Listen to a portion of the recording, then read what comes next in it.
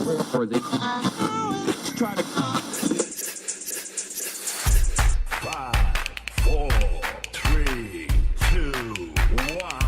5, 4, 3, 2, 1. Radio Long.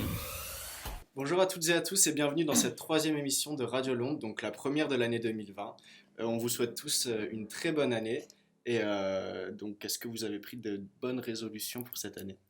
Oui. Toi, t'as pris de bonnes résolutions ? Non, du tout. Bah, jamais, finalement, on les tient pas, les résolutions. C'est jamais dans tes zéros, là. Et toi, Manu ? Oui, je sais pas, j'ai vraiment pas pensé. Voilà. Merci de me poser la question, du coup. Je suis la seule, en fait. C'est quoi la tienne? Bah, profiter en fait de la vie. Très bonne résolution. Bah, au moins, tu dis pas, va faire du sport quoi. Enfin, tu le tiens jamais quoi. Donc, Agathe, je te laisse nous parler de ton coup de cœur. donc, moi, je vais parler de Halsey. Donc, c'est une chanteuse américaine. Elle a commencé en 2014 sa carrière en postant des covers sur YouTube. Et elle a sorti plusieurs petits albums. Donc, c'est donc des EP. Est-ce que vous connaissez cette chanteuse ? Ouais, elle est Non. top, hein. Pas du tout. Elle s'est fait connaître au travers de ses premières parties. Donc, elle a fait les premières parties de Imagine Dragon, de Justin Bieber ou même de The Weeknd. Donc, en 2015 et en 2017. Et donc, le 17 janvier qui va arriver, elle va sortir son nouvel album Manic. Donc, elle s'est aussi fait connaître, je sais pas si vous connaissez, mais c'est Closer de... Closer ou Closer ? Hello, it's me. C'est là où je l'ai connue d'ailleurs.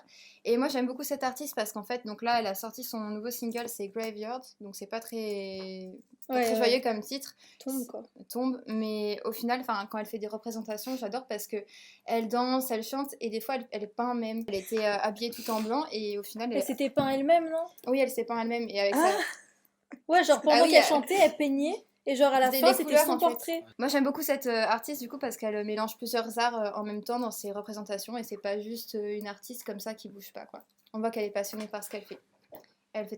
Grâce à ça, elle fait passer ses émotions positives, négatives et voilà. Je vais te laisser parler du coup Chloé par rapport Oui. à l'actualité mondiale. Bah moi du coup, je vais parler de l'actualité internationale, pardon.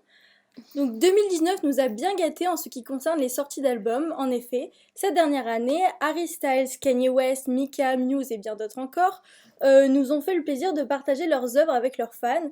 Donc cependant, 2020 nous réserve également quelques surprises avec l'annonce des sorties d'albums. Donc Justin Bieber, Selena Gomez, Halsey comme tu nous as dit, Rihanna, Lady Gaga ou même les Strokes vont sortir un album cette année en 2020. Dans cette même lancée, Miley Cyrus a également teasé la venue de son nouvel opus en publiant une vidéo de 9 minutes retraçant sa décennie sur les réseaux sociaux. Donc cette vidéo a bien évidemment fait le buzz. Cette année, les tournées de Madonna, Little Mix, Lewis Capaldi, Billie Eilish, les Jonas Brothers et aussi Lana Del Rey et d'autres encore commenceront ou continueront pour certains leur tournée. Enfin, après tant d'attentes, la programmation de Coachella nous a été partagée. À l'affiche, des chanteurs tels que Masego, Ali Gatti, Frank Ocean ou bien Travis Scott seront présents. Mais ce qui nous a le plus surpris est la présence de notre Aya Nakamura nationale qui s'exporte sur la scène internationale. Voilà, donc qu'est-ce que vous pensez de l'arrivée de Aya Nakamura à Coachella ? C'est génial. Je Je trouve ça génial. En plus, ça va buzzer. Ouais, ça Moi je va pense qu'on buzzer. va revoir buzzer de fou. Rihanna danser sur Aya Nakamura comme la petite vidéo qu'elle avait postée sur Instagram là en Ah ouais début d'année 2018. Oui, elle avait posté Ah ouais, 2019. Elle dansait sur Jaja dans un bar. Ah ouais? Elle avait publié la photo. D'ailleurs, elle va encore y être la vidéo, mais elle va bon, bref, on va la retrouver encore à côté là, je pense. Ah, mais ça va c'est être trop cool, cool. ça. Non, moi je trouve Ouais. ça trop cool qu'elle soit à Coachella. Enfin, Mhm. moi j'aime trop. Ouais, après, Pour une mais, fois que ça oui. s'exporte Ouais. quoi. Ouais, non, c'est trop C'est cool. pas la seule artiste française. L'année dernière, il y avait MHD, je crois.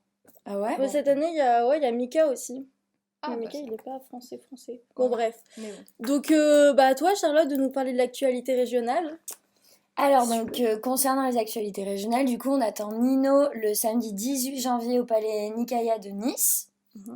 Donc, cet auteur de 2 gros succès consécutifs avec MILS et Comme prévu revient avec MILS 2.0, donc une mixtape surprise grâce à laquelle il a brillé en solo en 2018.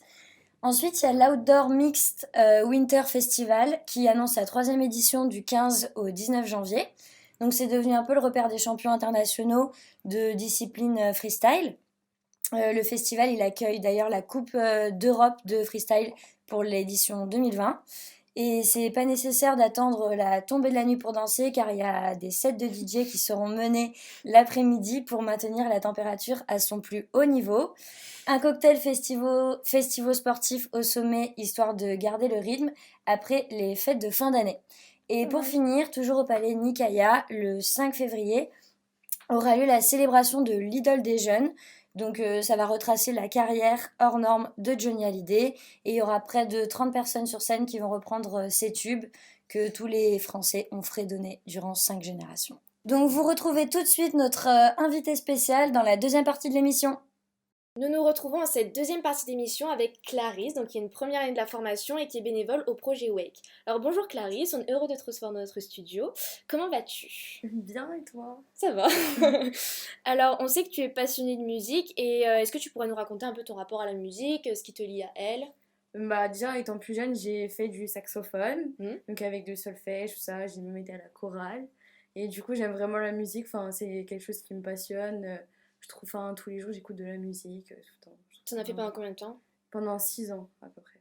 T'en as fait où du coup? T'étais en conservatoire ou t'étais dans une école? Au début, j'étais dans une petite école, et ensuite, c'était dans un conservatoire plus grand parce que j'avais déménagé. D'accord, ok.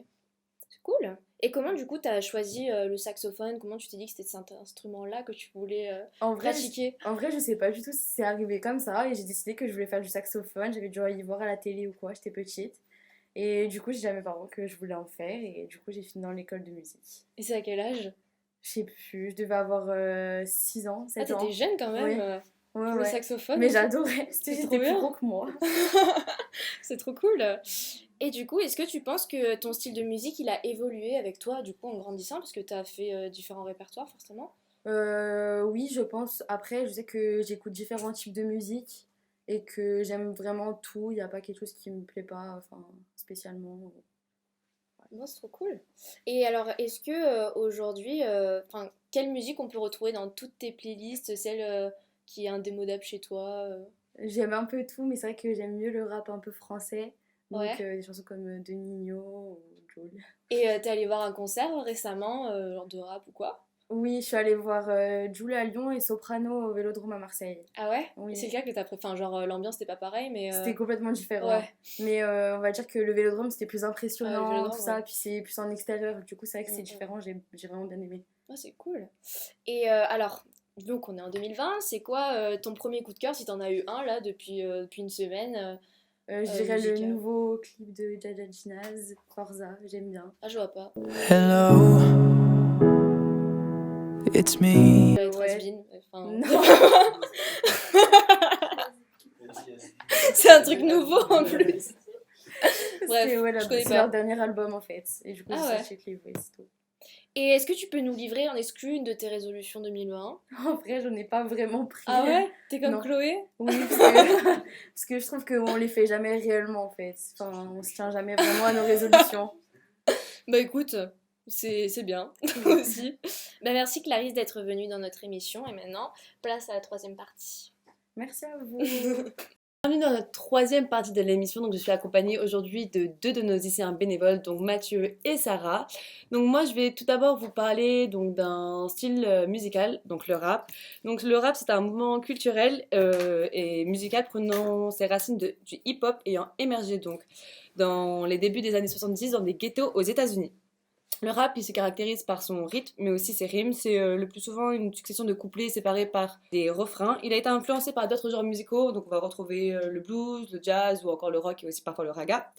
Le rap, il acquiert une popularité de plus en plus grande à partir des années 1980. Donc le rap, il a différentes significations. Donc tout d'abord, la première signification, c'est rhythm and poetry, donc le rythme et la poésie. Donc c'est le fait d'assimiler les deux et de partager ses émotions sur une ligne musicale. Le mot rap, il vient aussi du terme anglais to rap, qui veut dire blâmer, baratiner ou encore bavarder, mais il y a une dernière signification. Le terme rap peut aussi signifier rock against police, donc ça vient en fait d'une rébellion de jeunes qu'il y a eu dans les années 1980. Donc je sais pas si vous saviez que le rap, bon, toi tu m'as dit que tu savais que le rap ça Avec voulait mes dire... poésies, je connaissais, mais pas. Ouais, ben en Pas fait, rap. je me suis renseignée, je me suis dit aussi, enfin, les gens ils parlent beaucoup du rap, mais ils savent pas tout le temps ce que ça veut dire. Mm. Moi, je savais pas du tout ce que ça voulait dire, je trouve ça hyper intéressant Ah, de c'est des savoir. initiales Ouais, c'est des Ok, initiales Ouais, rappel. de soit rhythm and poetry, on a aussi rock against police, ou alors juste le terme tu rap Ok. en anglais qui veut dire blâmer. Genre. D'accord. Mais c'est assez récent comme style de musique, non, le rap? Ben, ça apparaît dans les années 70, donc c'est assez Ouais, récent c'est par assez rapport à récent. certains styles comme le classique, qui est Ouais. lui beaucoup plus âgé, mais lui, ouais. c'est bien plus récent. Donc maintenant, je vais vous laisser parler de vos fun facts. Ouais. Que vous avez. Avec Mathieu, on a sélectionné 2 petits fun facts qui concernent la musique. Donc je vais laisser Mathieu prendre la parole Ok. pour parler de son petit fun fact. Alors moi, comme à mon habitude, ce week-end, j'ai pas pris de résolution, donc j'étais sur les réseaux sociaux. Je suis tombé sur de nombreuses vidéos, comme d'habitude, et j'ai vu des vidéos où des rappeurs comme Nino, SCH, justement on en a parlé dans l'émission, qui jouaient leurs morceaux accompagnés d'un orchestre. Donc j'ai trouvé ça assez spécial et je me suis donc directement renseigné sur ces vidéos. Et donc en fait, ces vidéos elles sont extraites d'un événement qui a lieu chaque année depuis 4 ans. Et il se nomme le Hip Hop Symphonique et il est diffusé sur France 4 une fois par année, donc ça c'est diffusé en janvier. Dans l'édition de cette année, on retrouve des stars du rap actuel tels que Nino, SCH, Rimka ou encore la rappeuse Chilla. Tous interprètent leurs chansons aux côtés de l'orchestre philharmonique de Radio France et des musiciens du groupe The Band Ice Cream. Donc j'ai trouvé ce programme très pertinent car il met en avant la culture et la musique hip-hop qui peut parfois être dénigrée par le grand public et comme là ça passe sur France 4, enfin, tout le monde peut y accéder. Et puis voir Nino rapper sur de la batterie, des trompettes et des violons, c'était assez surprenant et inhabituel. Et donc je vous invite donc tous à aller voir ces vidéos pour bien commencer l'année 2020. Ouais. Et justement, il a sélectionné ça et moi je l'ai vu ce week-end. Ah, tu l'as vu, donc il est Ouais. passé. Donc je l'ai vu sur YouTube, j'étais sur YouTube et j'ai vu ça en top affiche. Et c'est vrai que c'est assez étrange de voir Et c'est bien sur des les rappeurs rapper avec un orchestre derrière, c'était Mais vraiment c'est- sympa. enfin, Ouais. Ouais, c'est hyper original aussi, ça Ouais, voit une ouais. différence. Mais ça met en avant le rap justement. Ouais, puis ça voit un aspect d'eux qui vraiment, ce sont des artistes quoi. Enfin, Ouais, ouais, ils sont là, ils savent Ça les met en jouer. valeur aussi, ça. Mathieu pour ce fun fact. Place maintenant à un fun fact qui concerne Rihanna. Donc Ah, Rihanna, Rihanna. comme vous le savez, elle a été absente depuis un long moment, depuis 2016 au niveau musical, depuis la sortie de son album Anti, parce qu'elle elle s'est occupée de nombreuses activités comme sa nouvelle marque de lingerie ou de cosmétiques. Et elle avait annoncé la sortie de son album pour 2019, plus précisément décembre 2019. Le site Chartine France avait même publié un article en septembre qui assurait aux fans de la célèbre chanteuse la sortie officielle du nouvel album. Donc en top titre, il y avait c'est officiel, sortie de l'album. Oh, bah, génial. On est en 2020, On a toujours toujours rien. pas d'album. Merci Riri. Hello, it's me. L'album qu'elle avait annoncé était aux influences reggae. Et elle avait fait cette annonce lors de l'open session d'Universal Music France, en présence de nombreux médias, donc elle perd vraiment en crédibilité. Hein. Mais on sait pourquoi elle l'a pas fait.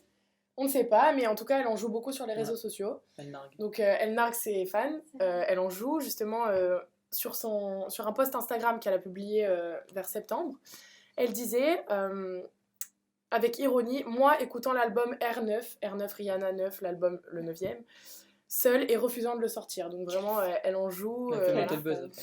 Bah, c'est pour ça, ça sert à ça, je pense surtout. Ouais. Je pense Et qu'elle a du fait coup, exprès. elle a même eu la flemme de faire un titre pour l'album. Et parce que ses fans l'appelaient R9. Et du coup, elle a dit Ouais. comment pourrais-je accepter un autre titre alors que celui-ci a été incrusté dans mon crâne.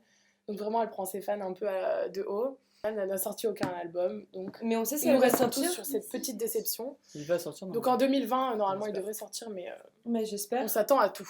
Bah ouais, j'espère. Bah en tout cas, bah merci beaucoup pour vos fun facts. Au moins, on apprend un peu tous les jours comme ça sur l'actualité musicale. Voilà.